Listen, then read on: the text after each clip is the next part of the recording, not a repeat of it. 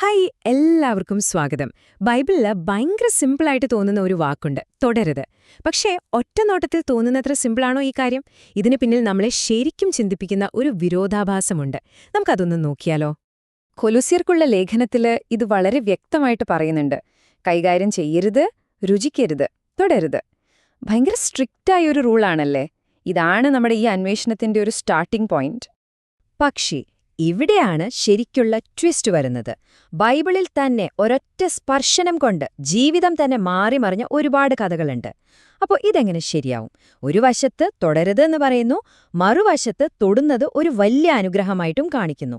ഈ ഒരു കൺഫ്യൂഷനാണ് നമ്മളിന്ന് ക്ലിയർ ചെയ്യാൻ പോകുന്നത്. ശരി, അപ്പോൾ നമുക്ക് ആദ്യം ഈ സ്പർശനത്തിന്റെ പോസിറ്റീവ് സൈഡൊന്ന് നോക്കാം. എങ്ങനെയാണ് ഒരൊറ്റ ടച്ച് ഒരു വലിയ അനുഗ്രഹമായി മാറിയത് എന്നതിന്റെ ചില കിടിലൻ ഉദാഹരണങ്ങളിലേക്ക് പോകാം. ഒന്ന് ആലോചിച്ചു നോക്കിക്കേ.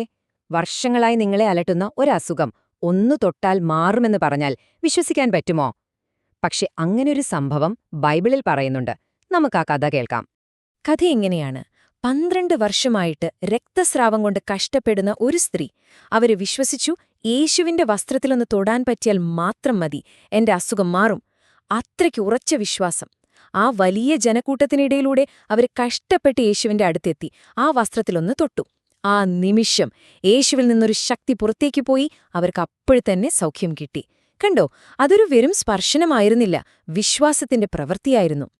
ഇനി നമ്മൾ കാണാൻ പോകുന്ന സംഭവം ഇതിലും വിചിത്രമാണ്, അല്ലെങ്കിൽ അതിലും അത്ഭുതമാണ്. ഇവിടെ സൗഖ്യം കിട്ടാൻ നേരിട്ട് തൊടുക പോലും വേണ്ടായിരുന്നു.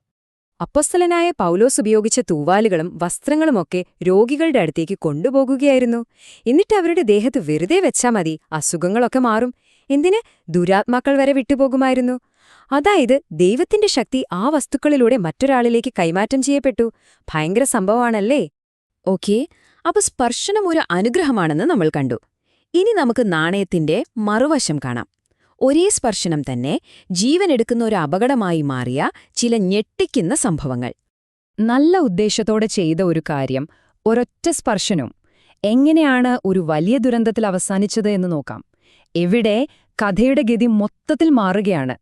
ദൈവത്തിന്റെ ഉടമ്പടിയുടെ പെട്ടകം, അതായത് ഏറ്റവും വിശുദ്ധമായ ഒരു വസ്തു, ഒരു വണ്ടിയിൽ കൊണ്ടുപോവുകയാണ്. പെട്ടെന്ന് കാളകളൊന്നിടറി. ആ പെട്ടകം താഴെ വീഴാൻ പോയി.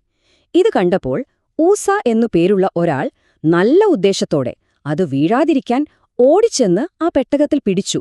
ആ നിമിഷം തന്നെ ദൈവത്തിന്റെ കോപം ജ്വലിച്ച് ഊസ അവിടെ മരിച്ചു വീണു. ഒന്നാലോചിച്ചു നോക്കൂ. ഊസ ആ പെട്ടകത്തെ സംരക്ഷിക്കാനല്ലേ ശ്രമിച്ചത്? എന്നിട്ടും എന്തിനായിരുന്നു ഇത്ര വലിയൊരു ശിക്ഷ? കാരണം അത് വിലക്കപ്പെട്ട ഒന്നായിരുന്നു, തൊടാൻ പാടില്ലാത്ത ഒന്നായിരുന്നു. ഇനി ഒരു വ്യക്തിയെയോ വസ്തുവിനെയോ അല്ല, ഒരു സ്ഥലത്തെക്കുറിച്ചാണ് പറയാൻ പോകുന്നത്. ആ സ്ഥലത്ത് അറിയാതെ ഒന്ന് കാൽകുത്തിയാൽ അല്ലെങ്കിൽ ഒന്ന് തൊട്ടുപോയാൽ മരണം ഉറപ്പായിരുന്നു. ദൈവം 10 കൽപ്പനകൾ നൽകാനായി സീനായ് പർവ്വതത്തിൽ ഇറങ്ങി വന്ന സമയം ആ പർവ്വതത്തിനു ചുറ്റും ഒരു അതിർത്തി വെച്ചിട്ടുണ്ടായിരുന്നു. കൽപ്പന വളരെ ക്ലിയർ ആയിരുന്നു. ഒരു മൃഗമായാലും ശരി, മനുഷ്യനായാലും ശരി, ആരെങ്കിലും ആ പർവ്വതത്തിൽ തൊട്ടാൽ അവരെ കൊല്ലണം. കാരണം ദൈവത്തിന്റെ സാന്നിധ്യം ആ സ്ഥലത്തെ അത്രമാത്രം വിശുദ്ധമാക്കിയിരുന്നു, തൊടാൻ പാടില്ലാത്ത ഒന്നാക്കി മാറ്റിയിരുന്നു. ശരി, അപ്പൊ നമ്മളിപ്പോ 2 തരം സ്പർശനങ്ങൾ കണ്ടു, അല്ലേ? ഒന്ന് ജീവൻ കൊടുക്കുന്നു, മറ്റൊന്ന് ജീവൻ എടുക്കുന്നു. ഇതെന്തൊരു വിരോധാഭാസമാണ്!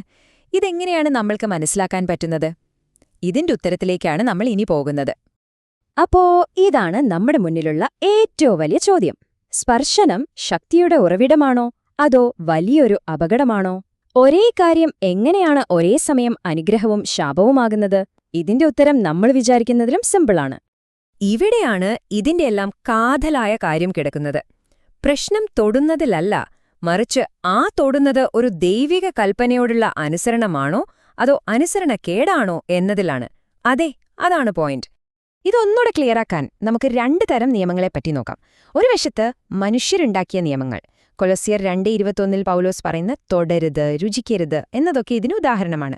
പുറമേ കാണാനൊരു ജ്ഞാനമൊക്കെ തോന്നുമെങ്കിലും ഇതിന് ശരിക്കും ഒരാളെ മാറ്റാനുള്ള ശക്തിയൊന്നുമില്ല. എന്നാൽ മറുവശത്ത് ദൈവത്തിൽ നിന്ന് നേരിട്ട് വരുന്ന കൽപ്പനകളുണ്ട്. നമ്മൾ നേരത്തെ കണ്ട കഥകളിലെല്ലാം അതായിരുന്നു വിഷയം.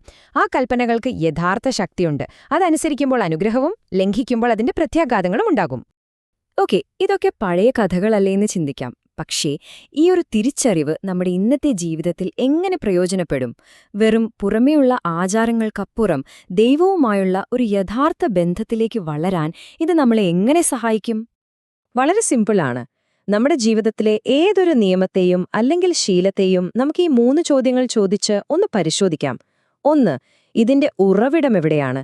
ഇത് മനുഷ്യരുടെ പാരമ്പര്യങ്ങളിൽ നിന്ന് വരുന്നതാണോ അത് ദൈവത്തിന്റെ തത്വമാണോ? 2. ഇതിന്റെ ഉദ്ദേശം എന്താണ്? ഇത് മറ്റുള്ളവരെ കാണിക്കാനാണോ അതോ നമ്മുടെ ആത്മീയ വളർച്ചയ്ക്കും അനുസരണത്തിനും വേണ്ടിയാണോ? 3. നമ്മൾ അനുസരണത്തിലാണോ പ്രവർത്തിക്കുന്നത്? കാരണം ലക്ഷ്യം വെറും ആചാരങ്ങൾ പാലിക്കലല്ല, ദൈവത്തിന്റെ വഴികൾ പിന്തുടരലാണ്. അപ്പോസ്തലനായ പൗലോസിന്റെ ഈ വാക്കുകൾ ഇതിന്റെയെല്ലാം ഒരു അടിപൊളി സമ്മറിയാണ്. എല്ലാം എനിക്ക് ചെയ്യാം, പക്ഷെ എല്ലാം എനിക്ക് പ്രയോജനമുള്ളതല്ല. കണ്ടോ, യഥാർത്ഥ ആത്മീയ സ്വാതന്ത്ര്യമെന്ന് പറയുന്നത് റൂൾസ് ഇല്ലാത്ത ഒരവസ്ഥയല്ല, മറിച്ച് എന്താണ് ശരിക്കും നല്ലത്, എന്താണ് ദൈവത്തിന് ഇഷ്ടമുള്ളത് എന്ന് തിരിച്ചറിഞ്ഞ് വിവേകത്തോടെ തിരഞ്ഞെടുക്കാനുള്ള കഴിവാണ്.